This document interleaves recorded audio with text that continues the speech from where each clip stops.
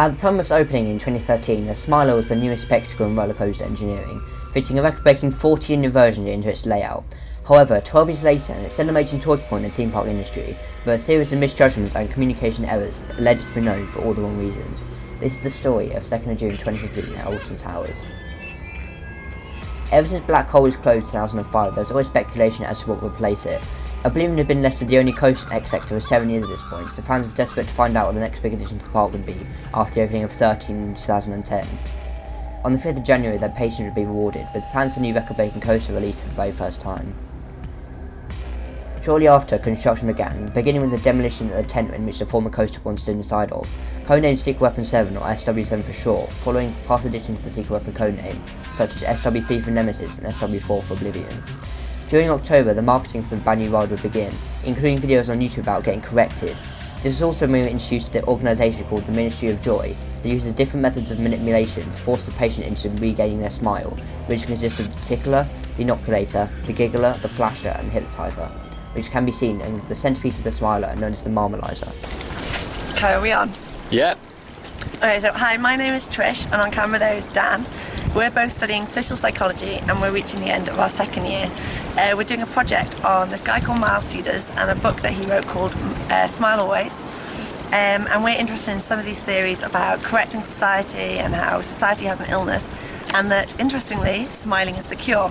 So we've been invited here to interview him today, which hopefully will be really good for our project. We're getting them in shot. Really odd.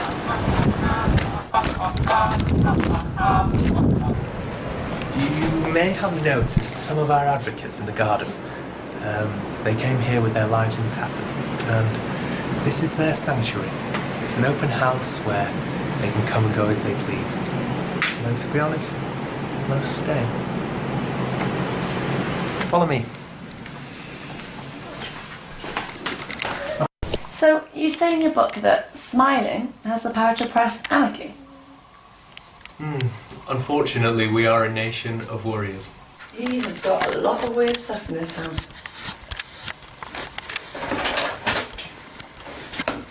Actually, Danny, come and have a look at these. Get them on camera. It says, Miles Cedars Tests. Hey, stick him in your bag.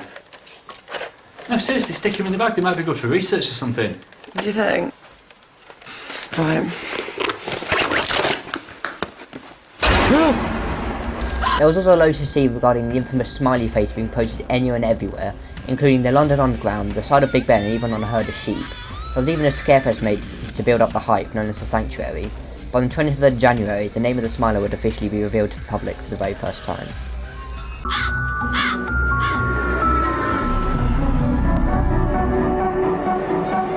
Join us.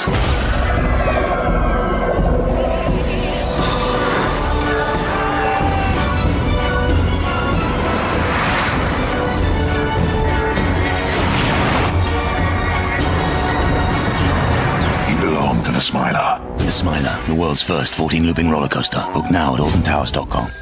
But not all news on that day was positive, with the announcement that the opening would be pushed back to May instead of the planned March. The situation wasn't made any better, with planned openings of 16th and 23rd of May being announced, only to be further pushed back to the 31st of May, resulting in the Sanctuary Maze being reopened until mid-April, which potentially foreshadowed the unfortunate legacy that some people still hold against it to this day. Most of those worries would be forgotten, as the record-breaking ride officially opened on May 31st, 2013, with no prior announcement. Some of the following footage may be distressing to some viewers. It was originally an exciting day for the 16 guests who visited Alton Towers on a windy Tuesday. However, around 2 PM their lives would change forever. The Smiler was running on 4 trains on the day, as usual operating procedure at the time. The ride had been operating a range of 46 miles an hour, despite manufacturer's guidelines the ride should be operated at a maximum of 34 miles an hour. However, after a fault with the ride at around 1 PM, it had to be shut so the engineering teams could fix the issue. Employees were then told to add a 5th train to keep up with the number of guests in the park. While they did this, a 1st train was sent round to make sure the operation was normal. This train then failed to make up the lift hill, however was later rectified. Engineers who were fixing the ride were never told about the 5th train, and therefore sent another train to prepare for reopening. This train would then fail to make it over the 6th inversion and came to a halt in the middle of the track, likely due to the forbidden wind speeds that the ride had been operating in throughout the day. Operators, unaware that the ride train had valid, prepared to send the 1st train full of passengers around the track. The ride system rightfully halted the train at the top of the first lift hill, as the valley train was occupying the current block. For those who don't know, a block section is basically a section of track that only one train can be on at a time to stop any collisions if there is a fault with the train ahead, which is separated with a section of track that the train can safely stop on, such as lift hill or brake run. As the engineers were still unaware of the fifth train, they checked the supposed 4 trains that the ride was operating with were there, still without realising a 5th train that had been stuck on the middle of the track. This led to the engineers overriding the safety system and sent the train round, eventually colliding into the empty train stuck in the middle of the track, which was what describes a 90-mile-an-hour car crash. The following footage from the ground is utterly heartbreaking. Fucking smart cars has crashed into another one. Oh, what, mate, hang on.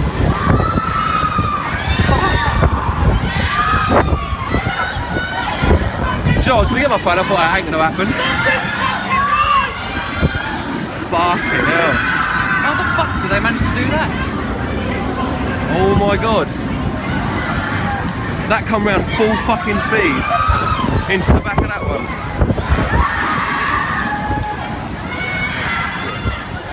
It took 17 minutes for the first 999 call to be made, and took 4 to 5 hours for everyone to be safely evacuated from the ride, while some of the passengers were suffering from significant blood loss. The incident resulted in shattered knees, punctured lungs, and even leg amputations for the impact. If you think about how many theme parks there are in the world, and therefore how many thousands of people must ride on roller coasters every single day, well, statistically, incidents like this are very rare indeed. But Alton Towers has said that this accident is the worst in its history. Immediately after the incident, the park was shut for 5 days, with other coasts in the UK, including Sword at Thorpe Park and Dragon's Ferry and Rattlesnake at Chessington, were shut for a few months for safety checks. I'm Neil Craig. I'm HSE's Head of Operations for the Midlands. When people visit theme parks, they should be able to enjoy themselves safely. On 2nd of June last year, Merlin Attractions Operations Limited failed to protect their customers. They let them badly down. It is right that they've been held to account for those failings in a criminal court. Throughout the last 16 months, we have been very aware that we would end up here today facing a substantial penalty, and that has now been delivered. However, what I would like to say is that Alton Towers, and indeed the wider Merlin Group, are not emotionless corporate entities. They're made up of human beings who care passionately about what they do. And in that respect, the far bigger punishment for all of us is the knowledge that on this occasion we let people down with such devastating consequences. It is something none of us will ever forget, and it is something we are utterly determined will never be repeated. The ride itself was shut for the remainder of the 2015 season, with the rides Ripsaw, Charlie Chocolate Factory, The Flume and Nemesis of Terror all closing at the end of the 2015 season, partially or wholly due to financial cuts because of the accident. Nemesis of Terror has since reopened in May 2023. Alton Towers reported a £14 million loss in 2015, with attendance for the 2016 season plummeting. Merlin Entertainments were fined £5 million for health and safety breaches, with investigators describing it as an incident that could and should have easily been avoided, and some of the victims are fortunate to not have been killed. The Smile has since reopened in March 2016, with added safety checks of wind speeds and technology advancements, so that it's impossible to override a critical safety warning. Despite this, there are claims that the ride should have been closed forever, with all references to normalisation and correction removed. However, some of these references have since been re-added. No other incidents with the ride have occurred since. Some people are still sceptical to ride the coaster to this day, and it's sadly what this revolutionary coaster is now known for amongst the general public. Alton Towers is still financially recovering from the incident, as well as the general assumption of some that all rides are unsafe. No one will ever forget what happened to that fateful day, and it's a strong reminder that nothing is ever 100% safe, despite the advancements in technology and engineering. But it's also a reminder to treasure every moment with your loved ones, as you never know what is around the corner. My thoughts with the victims and their loved ones, whose lives are so dramatically changed. Thank you for watching.